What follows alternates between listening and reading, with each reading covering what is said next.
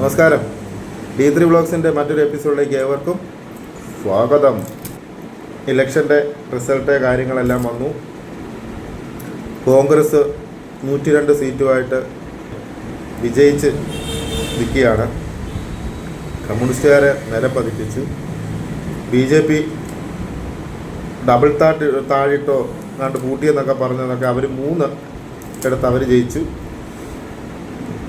എന്തായാലും ജയങ്ങളും കാര്യങ്ങളൊക്കെ എല്ലായിടത്തും നടന്നിട്ടുണ്ട്. മുഖ്യമന്ത്രിക്ക് വേണ്ടിയിട്ട് അടിയാന്നൊക്കെ പറയുന്നത് കേട്ടു.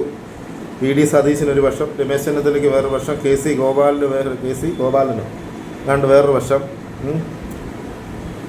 അപ്പോൾ ജനങ്ങളിതൊക്കെ കണ്ടുകൊണ്ടിരിക്കുക. UDF ഇപ്പോൾ കയറി വരാനും അല്ല UDFന് ഇങ്ങനൊരു വിജയം നേടിക്കൊടുക്കാനും ഇവരുടെ മുന്നിൽ നിന്ന് നയിച്ചത് VD സതീശനാണ്. ഇപ്പോൾ ഒരു 10-50 വർഷത്തെ പാരമ്പര്യം ഉണ്ടെന്നൊന്നും പറഞ്ഞിട്ട് ഞാൻ മുഖ്യമന്ത്രിയാണെന്ന് പറയാൻ പറ്റില്ല. അപ്പോൾ എന്തൊക്കെ പറഞ്ഞാലും കേരളത്തിലെ ജനങ്ങൾ മാത്രം, രാഷ്ട്രീയ പാർട്ടികളോ അവരുടെ ഗ്രൂപ്പുകളോ അല്ല പറയുന്നത്, ജനങ്ങൾക്ക് ഏറ്റവും നല്ലത് ഇപ്പം കോൺഗ്രസ് ജയിച്ചുകൊണ്ട് മുഖ്യമന്ത്രിയാണോ എന്നുള്ളത് എനിക്ക് തോന്നുന്നത് അത് ഭൂരിപക്ഷവും നമ്മുടെ VD സതീശൻ തന്നെയാണെന്നാണ് എൻ്റെ ഒരു കാഴ്ചപ്പാട്. അതെന്തുവാട്ടെ തീരുമാനിക്കട്ടെ. പിന്നെ ഈ നമ്മുടെ മാർക്സിസ്റ്റ് പാർട്ടിക്കാർ ഈ ഉള്ള കാര്യം തുറന്നു വരും. ഇത് കേൾക്കുന്നുണ്ടെങ്കിൽ കേട്ടോ, മാർക്സിസ്റ്റ് പാർട്ടിക്കാർ കേൾക്കുന്നുണ്ടെങ്കിൽ തെറ്റ് നമുക്കൊരു തെറ്റ് പറ്റിയാൽ അത് തെറ്റാണെന്ന് സമ്മതിക്കാനുള്ള ഒരു ആർജവം നിങ്ങൾ കാണിക്കണം. ആദ്യം അത് കാണിക്കണം. മനസ്സിലായത്? വേറെ കുറേ പേരുണ്ട് പാർട്ടിയുടെ ഏതാണ്ട് വലിയ കൊണാണ്ട്രാന്നാണ് പറയുന്നത്. എല്ലായിടത്തും ഉണ്ട് കേട്ടോ, നമ്മുടെ അടുത്ത് മാത്രമൊന്നുമല്ല, എല്ലായിടത്തും ഉണ്ട്. ചിലവരുണ്ട് വളരെ മാന്യമായിട്ട് നമ്മളോട് വിളിച്ചാലും മിണ്ടാനും എടുക്കാനും ഒക്കെ മറ്റൊരെങ്ങനെ വേണ്ട, ഏതാണ്ട് വലിയ ഈ വലിപ്പത്തിലുണ്ടെന്നാണ് വിചാരം. പറയാതിരിക്കുന്നത് എങ്ങനെയാണെന്ന് പറയാൻ കൊടുത്തില്ലേ, കൊടുക്കണം, പഠിക്കണം. ഇവരൊക്കെ പഠിച്ച് മാത്രമേ ഇവർക്ക് മുന്നോട്ട് പോകാൻ പറ്റുള്ളൂ.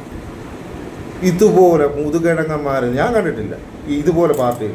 വിവരം വിദ്യാഭ്യാസം ഉള്ളത് കുറേ എണ്ണം ഉണ്ട്. അത് വളരെ കുറച്ചേ ഉള്ളൂ, വളരെ കുറച്ച് പേരേ ഉള്ളൂ.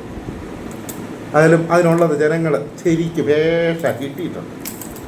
അതായത് അങ്ങനെ തന്നെ ഇരിക്കട്ടെ, നല്ല രീതിയിൽ തന്നെ അത് ഇരിക്കട്ടെ. അത് ഇത്രയും പറയണമെന്ന് എനിക്കും ഉണ്ടായിരുന്നു. അതിനകത്ത് എനിക്കൊരു വിഷമമുള്ളത് എന്നാന്ന് വെച്ചാൽ അതൊരു വിഷമം തന്നെയാണ്. റാന്നി നിയോജക മണ്ഡലത്തിലെ ഞങ്ങളുടെ ഏറ്റവും പ്രിയപ്പെട്ട ഒരു MLA ആണ് അഡ്വക്കേറ്റ് പ്രമോദ് നാരായണൻ സാറ് കേട്ടോ. സാർ ഇത്രയും നാൾ ചെയ്ത എല്ലാ കാര്യത്തിനും അകമഴിഞ്ഞ നന്ദി രേഖപ്പെടുത്തുന്നു കേട്ടോ. അത് പറയാതിരിക്കാൻ പറ്റത്തില്ല. സാറിനെ അതുപോലെ ഞങ്ങൾക്ക് ഇഷ്ടമാണ്, എനിക്കിഷ്ടമാണ്, എൻ്റെ നാട്ടുകാർക്ക് ഇഷ്ടമാണ്. ഉറപ്പായിട്ടും അത് രാഷ്ട്രീയ ഭേദമന്യേ BJPക്കാരനോ കോൺഗ്രസ്സെന്നോ ലീഗെന്നോ SDP ഒന്നുമില്ല.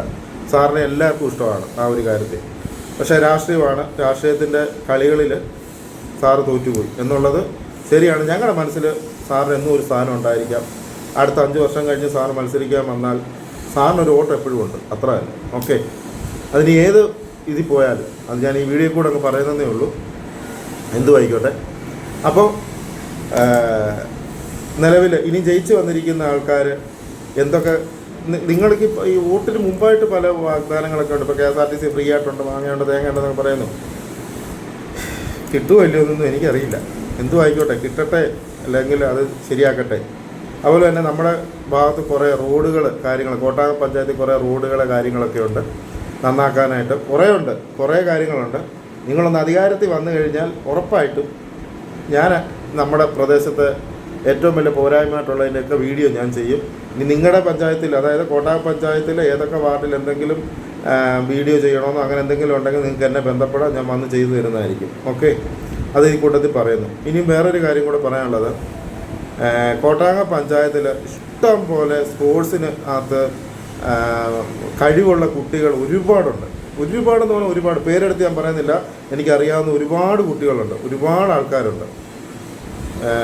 അപ്പം അവർക്ക് നല്ലൊരു കളിസ്ഥലം, ഒരു എന്താ പറയുക, ഒരു ടർഫ് എന്നല്ല ഞാൻ പറയുന്നത്, അതെ, ടർഫ് പോലുള്ള ഒരു കാര്യങ്ങളൊക്കെ പഞ്ചായത്ത് ചെയ്തു തരണം. അതിന് മുന്നോടിയായിട്ട് ഈ വീഡിയോ ജനപ്രതിനിധികൾ കാണുന്നുണ്ടെങ്കിൽ, പഞ്ചായത്ത് മെമ്പർമാരോ ഇനി അതുപോലുള്ള മറ്റാൾക്കാർ ഇത് കാണുന്നുണ്ടെങ്കിൽ അതിനോടുള്ള ഒരു മുൻകരുതൽ അല്ലെങ്കിൽ അതിനോടുള്ള ഒരു പ്രവർത്തനം കാഴ്ചവെക്കണമെന്ന് ഞാൻ ഈ വീഡിയോ കൂടെ ഞാൻ ആവശ്യപ്പെടുകയാണ്. അപേക്ഷിക്കേണ്ട കാര്യമൊന്നുമില്ല, ആവശ്യപ്പെടുകയാണ്. അപേക്ഷയൊക്കെ അതൊക്കെ പണ്ടത്തെ കാലത്തുള്ള പരിപാടിയാണ്. അപ്പോൾ അടുത്ത 5 വർഷത്തിൽ കോട്ടായം പഞ്ചായത്തിൽ 1, 2, 3 ടർഫ് 1, 2, 3 ടർഫ് വേണം. കുട്ടികൾക്ക് കളിക്കാനായിട്ട്. കണ്ടത്തിലൊക്കെ എവിടെ കളിക്കാനാണ്? വായ്പൂർ ആ ഇലക്ട്രിസിറ്റി ബോർഡിൻ്റെ ബാക്കി വെച്ചത് എന്ത് പിള്ളേരെ കളിക്കുന്നത്, ഇത്ര പേരെ കളിക്കുന്നത്. എനിക്ക് ഇഷ്ടം പോലെ പേരുണ്ട്. അതുപോലെ തന്നെ അഞ്ജന സ്കൂളിൻ്റെ അവിടെ ഇഷ്ടംപോലെ ക്രിക്കറ്റ് കളിക്കാരന്മാരുണ്ട്. നമ്മുടെ പഞ്ചായത്തിൽ എത്രയോ പേര് ട്രോഫി കൊണ്ട് വരുന്നുണ്ട്. വടംവലി ടീമുകളുണ്ട് ഇഷ്ടം പോലെ. വായ്പൂരൊക്കെ, ഞാൻ വായ്പൂർ എന്ന് പറയുന്നത് എൻ്റെ നാട് അതുകൂടായിട്ടാണ് കേട്ടോ. അവിടെയൊക്കെ ഓണത്തിനും ഇതിനുമൊക്കെ ആൾക്കാർ വടംവലി കാര്യങ്ങളൊക്കെ ഭയങ്കര മത്സരങ്ങളാണ് നടക്കുന്നത്. അപ്പോൾ അങ്ങനെയുള്ള കാര്യങ്ങളും കായിക ക്ഷമതകൾ കാര്യങ്ങളൊക്കെ നോക്കാനുള്ള ഒരു കാര്യങ്ങളൊക്കെ നോക്കണം. അതുപോലെ റോഡ് സഞ്ചാരയോഗ്യമാക്കണം. അതുപോലെ തന്നെ കുടിവെള്ളത്തിൻ്റെ കാര്യങ്ങൾ കോട്ടയം പഞ്ചായത്തിലായാലും ഒരുപാട് രൂക്ഷമായിട്ടുണ്ട്. വീടില്ലാത്ത ആൾക്കാരുണ്ട്.